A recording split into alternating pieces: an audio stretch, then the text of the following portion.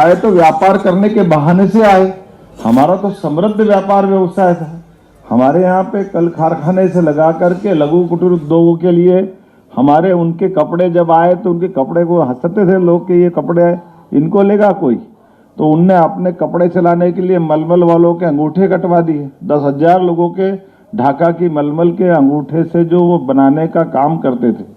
ये तमाम पाप करने के बाद लूट लूट करके जहां से चाहो वहां से उनके भी पूर्ववर्ती काल में कोई कारण से हमारे देश की अनुशासित जीवन पद्धति जो है, हम अपने जीवन में जियो और जीने दो की भावना लेके चलने वाले लोग हैं। हम सबको सत्कार करने वाले लोग हैं।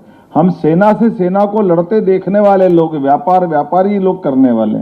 हमने ये परंपरा पाली, तो जो बाहर से आए उनको इसकी आदत नहीं थी और उनने इसका दुरुपयोग किया। मैं उस कहानी पे नहीं जाना चाहता हूँ, वापस 47 पे आता हूँ। जब अंग्रेज गए तब भी हमारे देश पे विदेशी कर्ज छोड़ के नहीं गए थे। 1 रुपया और 1 डॉलर, पहले पाउंड था फिर डॉलर, आप खोल के देखना दोनों बराबर था। 1 रुपये का 1 डॉलर, ये पाप चालू किया कांग्रेस के समय से। हमारे रुपयों का धीरे धीरे अवमूल्यन करते गए। 1 रुपया जब 47 में था, 1 डॉलर था, आज वो होता तो बताओ भारत नंबर 1 में हो जाता कि नहीं हो जाता? ये हमारे लिए सौभाग्य की बात है कि नहीं? 1962, 1966, 1991 तक आते आते तो हमको सोना गिरवे रख के रखना पड़ा। अब पूरे समय सरकार किसकी थी? अब अगर हम बात करते हैं, ये दल की भावना से नहीं कर रहा हूं, लेकिन यथार्थ स्थिति 1991 तक लगातार कांग्रेस की सरकारें रही, लेकिन देश की दुरावस्था होती गई। हर बार मूल्य का, रुपये का अवमूल्यन करते गए। लाइसेंस, कोटा, परमिट, तमाम प्रकार से व्यापार व्यवसाय को रोकने का तरीका लगाते गए। हमारे अपने देश की बौद्धिक प्रतिभाओं को पलायन हम सब देख रहे हैं टुकुर टुकुर, और हमारे यहाँ से इस बात को कोई देखने वाला नहीं। हाँ, आज देखने वाला है। हमने कहा कि रुपये के आधार पर पेट्रोल अगर हमको सस्ता मिल रहा है तो देश आजाद है और यशस्वी प्रधानमंत्री का समय है। जो बोलना बोले, रूस से पेट्रोल का आपस में लेन देन हो रहा, रुपये में हो रहा कि नहीं हो रहा, जोरदार अभिनंदन करो। ये है अपना समय, आपको जो करना हो करो। हमारे अपने देश के अंदर किसानों के दाम, किसानों की फसल, किसानों का बाजार, किसानों की कठिनाई सबको सामने रखते हुए कोई एग्रीमेंट नहीं होगा किसी से। यह है मोदी जी की सरकार किसानों के लिए, मजदूरों के लिए, व्यापारियों के लिए, जीवन के सब क्षेत्रों के लिए। हम में से कई सारे लोग इनकम टैक्स को भी जानते हैं। इनकम टैक्स में कितने समय में कितना बदलाव आ गया, कहा नहीं तो हम में से कई सारे, मैं भी उसमें से था। भाई साहब माफ करना कि मैं अपना व्यापार व्यवसाय करता था, तो हमको वकील के इनकम टैक्स में जाते थे तो समझ में नहीं आता था उससे क्या बोले, वो छोटी मोटी छूट में काम चला लेता था। उन्होंने कहा भैया बस यही चलाओ। हम लोग 1 नंबर का धंधा करना मतलब कांग्रेस के शासन काल में अपराध करने के बराबर है। कैसी झंझट थी। आज डंके की चोट इनकम टैक्स वाला कौन फाइल निपटाता पता ही नहीं चलता। वो कंप्यूटर में उधर बैठा, इधर दूसरे की फाइल निपट रही।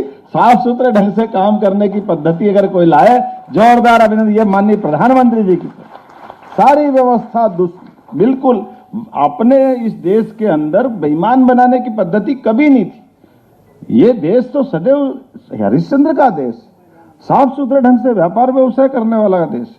छोटी छोटी बातें धर्मादय के आधार पर 1947 के पहले उसको भी अकाउंटिंग में मान्यता थी कि आप अपनी चवन्नी दान करोगे तो ये परमार्थ के काम में जाएगी। इसमें गलत नहीं होता था। गौशालाएं चलती थी, स्कूल चलते थे, हॉस्पिटल चलते थे। हम तो सरकार आधारित व्यवस्था में जीते ही नहीं थे, समाज आधारित व्यवस्था थी। लेकिन जान करते सरकारीकरण करते करते जो नया नाटक चालू किया, उसका दुष्परिणाम सबने भोगा। और ऐसा लगा कि सच्चे अर्थों में पहले अटल जी ने गांव गांव तक प्रधानमंत्री सड़क देकर के शुरुआत की, जोरदार अटल बिहारी वाजपेयी जी के लिए।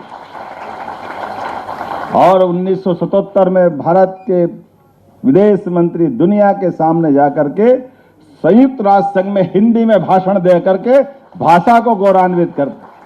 हमारे अपने अतीत के गौरवशाली पृष्ठ से जुड़कर देखने की जो पद्धति चालू हुई, वही तो स्वदेशी का परिणाम है। भगवान राम के नाम पे राम राज्य की कामना करने वाले महात्मा गांधी आजादी के बाद कांग्रेस ने राम जी से ही दूर कर दिया। अब जय जय श्री राम भी अगर हुआ तो हमारे अपने प्रधानमंत्री जी के कारण से हुआ है। अयोध्या का धाम जगमगा रहा है। ये स्वदेशी का भाव, खाली ये जिस व्यवस्था को हम जानते हैं ऐसे में वो घर घर सूत से बनने वाला धागा, धागे से बनने वाला कपड़ा, कपड़े से अपनी स्वदेशी की भावना कई सालों से हमारी पहचान थी। आज बदलते दौर में आज जैसा समय चल रहा है, हमारा तो काटन के पुराने मिले, जीनिंग प्रेस, ये सब कितनी गौरवशाली थी। आजादी के पहले के कारखाने थे, एक एक करके सब दूर ताले लगते गए। और भाई साहब ये भोपाल वाले तो और प्रधानमंत्री जी का धन्यवाद देना चाहते हैं।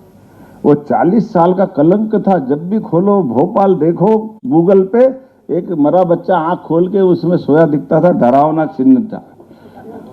ये भोपाल में गैस कांड का बच्चा बहुत सुंदर सब कुछ है, लेकिन ये जो आंख खोल के देख रहा है, ये आंख कांग्रेस की खुलना चाहिए। ये हमने तो उस कलंक मिटाने का काम प्रधानमंत्री जी की मौजूदगी के माध्यम से पहली बार जीआईएस भोपाल में करा करके इस राजधानी को गौरवान्वित करने वाला काम हुआ कि व्यापार, व्यवसाय, व्यवस्थाओं के आधार पे सरकार राजधानी को भी गौरवान्वित करेगी। और प्रधानमंत्री के आशीर्वाद से जो सरकारें बनी है वो बदलते दौर में भारत को सशक्त बनाने में अपनी सार्थक भूमिका अदा करेगी। भोपाल सबसे पहले खड़ा रहेगा, राजधानी होने के नाते से पूरा राज्य खड़ा रहेगा स्वदेशी के भाव के लिए।